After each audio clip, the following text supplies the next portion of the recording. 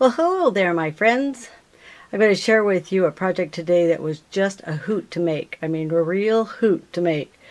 I bought this Graphic 45 Steampunk Spells paper, and I wanted to do a table decoration, kind of spooky table decoration to entertain my grandchildren. And so I thought I could do this out of this pack. This Steampunk Spells actually would be good for autumn type arrangements, Halloween arrangements, and of course steampunk would definitely fall into that category. And I happened to go over to Graphic 45's blog and noticed that the September challenge involves making something in an autumn or Halloween theme. And I thought, okay, now I've got something I can enter into their September challenge. They also have it on their Facebook page, Graphic 45 Facebook page. I'm going to put the link down below for both of those, because on the 23rd you need to go over to the site and check out all the entries for the September challenge, and you press like on the one that you like the most. That's the way you vote, and the person with the most likes will be the winner of the September challenge. So anyway, like I said, this was a really fun project to put together. This paper pack has tons of fussy cut little objects that you can cut out and play with. And so one of the rules also was to upcycle a household item. So I'm going to show you what I did and see if you can figure out what I upsized in a household item. This is really large. I need to back up. I can't even get you in frame there. Okay, I'll try to hold it steady here in a minute. I'm actually going to set it down in a minute and pull each one of these forward and show you what I did with it. It's really hard to otherwise to see it. Also in the pictures that I did to enter in the challenge, I had to back up so far to get the whole thing in that you can't see any of the details. So here on the video and on my blog, and there'll be a link down below for that too, and on my Facebook page, I will have some close-ups. So what you can't see here in the video, you can go check out those things. Can you tell by the items here what I used, what I upcycled in a household item? Well, I'll go along and show you. So if I can get this set down. I'm not going to be able to see much once I set it down here, so let's see. Maybe right in this area. So the first item I took was I had some of these children's wooden blocks. And as you can see, they were a little bit too tall for what I wanted to do, so I had my husband cut them in half, and even was sweet and rounded the edges just like the block was for me. And then I took my Tattered Angels, Glimmer Mist, Almost Black, and the Dazzling Diamonds, and I first used the black and then sprayed it, and then used the Dazzling Diamonds over the top just to kind of give it a shimmer. I need to bring this light in so you can see better here. Alrighty, so that was the first item that I used. And I don't know if you can figure it out, but can you guess what I used to make the house, which represents the A in haunted? Can you guess what that is? Well, I'll show you here in just a moment. So I took the first block, and each one of the blocks I actually cut out paper for, rounded all the corners, inked the edges of it, and then covered all of the blocks. Just used all the different colors of paper. Of course, they coordinate, you know, they all go together, so that was a lot of fun. Okay, I see where's the best place to set this so that you can see. Maybe I'll set it up on the block. Here we go. All right, so still need a plain background. You're not able to see the details. It's really hard to back up and try to get all this in here. I'm used to filming overhead, as you know, so this is going to be a trick here. But you can see it if I do this, right? Right. Okay, so I fussy cut out one of the images. There's a whole page of these adorable images, I should say spooky images, on there. And so I've cut out one of them here and one here, and then added one of the Tim Holtz little faucets and a chain. Looks like a chain and ball. I like that chain, so I thought that went well with it. And it's got a little key and a little lock there. Little trinkets out of my goodies. I wasn't able to find, out of all the stuff I have in my room, all the die cuts, all of the stamps, I couldn't find a letter that I liked that would really fit on the blocks and stuff. And so I actually hand cut out my own letters. But I also wanted to add something a little fun and whimsical to them. So I took my Martha Stewart punch, and I believe this is supposed to be wet paint, I think is the name of this one. And so I've got the drippy letters right here, as you can see. It was great for making all the letters drip. Anyway, so this here is from Michael's. It's a little bat. There was actually two of them. There's one on the D down here. Off of a plaque that I got last year in the sale rack, and I liked the size of the bat on there, so I added that in there. And there we had a little curly Q. And here what I did is I just took and made like a little faux frame stand at the back of that picture there. And some of the paper pack had the cute little sayings on it that kind of went with the letters, so like owlet wing. I put on the H. Let's see. Alrighty, have I told you what the other thing is that I used that I upcycled? It has to do with the house. Nope, it's not. Oh, look at this. The keys fell off. Can you tell how good I am at doing that? Tangling. I will put those back on. No, it was not the lamppost. It was the house. And this is what I made it out of. Can you guess what that is? Yes, it's a quart milk carton. I thought, now that is the perfect height. It's the perfect size. And it worked out great. I really liked the way it came out. So I've covered it all in black cardstock first. That just helped not worry about any of the edges showing and stuff when I did that. And then took the page out of the paper pack that has all the clocks on it. Pocket watches and clocks and things like that were real fun.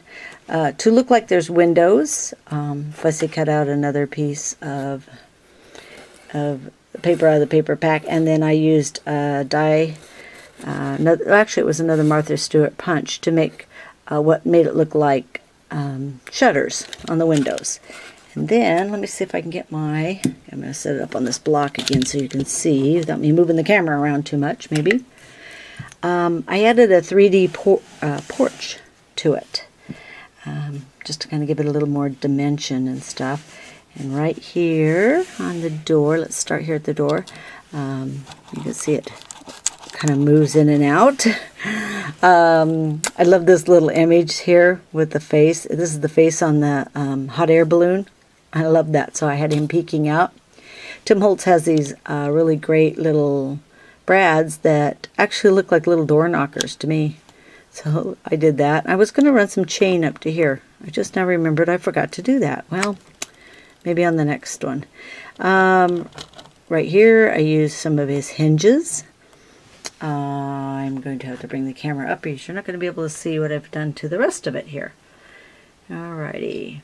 So here's one of those ornate plaques. I went ahead and put Spooky out of the paper pack in it. And to do the roof, I wanted something that looked like shingles, and I started to take one of my punches and punch out lots of shingles to lay on there, and then I remembered a technique that I had noticed on a few other projects that people were doing, where they took their glue gun to make raised texture on things, and so I thought that worked out really good to go ahead and make shingles, the look of shingles with the glue gun. And then I took Tim Holtz crackle paint and painted right over it. Give it another texture. And here is a little owl out of the pack. And then I added a chimney. And out of the chimney I've got some netting. I've got black and a white with little gold flecks in it. Let's see, and then right here, this is some more stuff. I fussy cut it out of the paper pack. The cat with the, looks like the moon in the background sitting up high. And some bat. Okay. Sorry this is so hard to film. I'm back about as far on the table as I can get to try to get each of these objects in here. All right. Okay, maybe up a little bit. Oops, maybe. I've got this funky little stand I've got it sitting on. I like my overhead filming a lot better. It's a lot easier to do. Okay, so here we go. I like this image here, and she has little gears, so I added some little gears in the decoration on there. You can see it covered the blocks again. For the wire, I'll bring this in. I was going to actually take a spring and to put up here and put the pictures on, and I didn't have anything that worked, so I took this really soft gold wire that I have and ran it around a skewer, and then created the loop at the top and the bottom to actually glue it down and to hold the picture up at the top here. And it's got some black roses there. Now, every good arrangement should have a square pumpkin, right? I'm sure it should. At least I like it in there. So if I can get him back far enough so you can see what I did here. Okay, so I actually just took a piece of cardstock and drew out a pattern for the box, and then put the box together because I wanted it about, this large enough to sit on the block here. Inked the edges a little bit. Fussy cut some leaves out of the paper pack for the vines coming off of it. A Tim Holtz little turnkey up at the top right there. And for the wheels, these are just some of Tim Holtz's gears for wheels. And Nevermore for the N. And I've got a little tiny spider right here I got at Michael's. Then I added, see, he's like chained to this wagon forever. Nevermore shall he run free. So I've got the chain hooked to his hands. Oh, those hands. Oh my gosh, I got those in the dollar bin at Michael's, and I thought, what the heck am I ever going to do with those? But hey, they were $1. You got to buy them. It's a deal, right?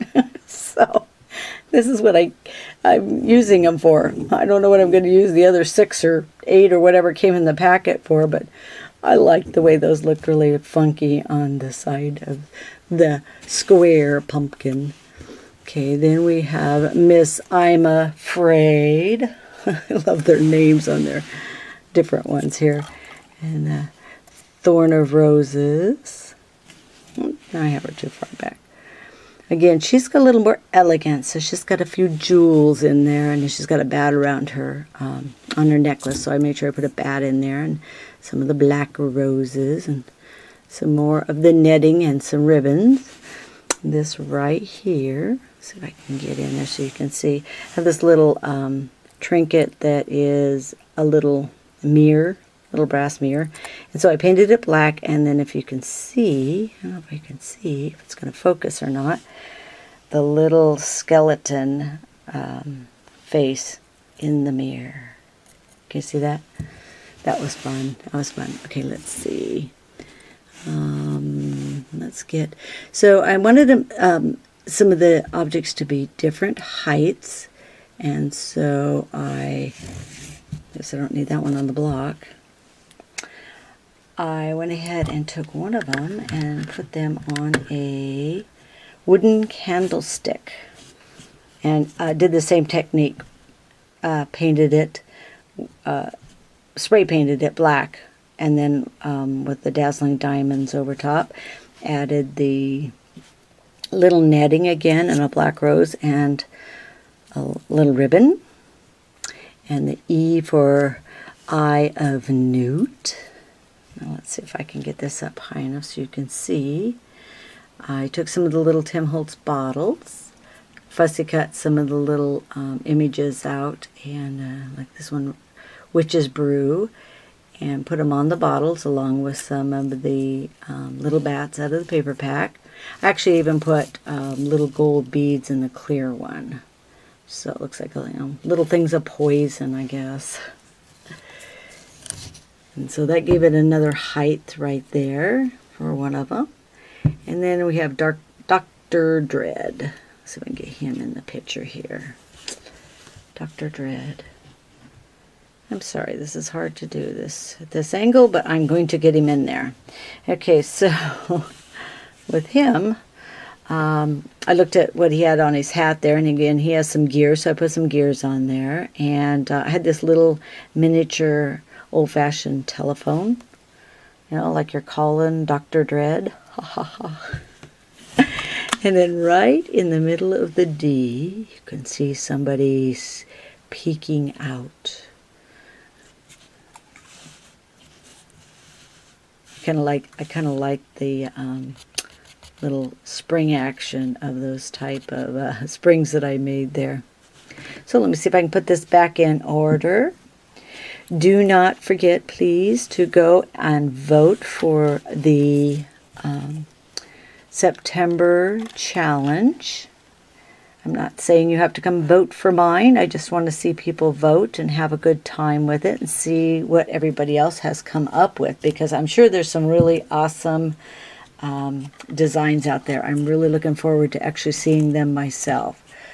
It's kind of fun to alter things and figure out things, and I want to see what other people used as the upcycled item. I have a suspicion there'll probably be a lot of candlesticks and things like that. Let me back up here so you can see once again what I did. The September 23rd is when you need to go over to their site and vote. I think from then on is when they're doing it. See if I can get it in frame here. So like I said, I had a hoot putting this together. Hope you enjoyed it. Thank you for sharing your time and your day with me. Bye.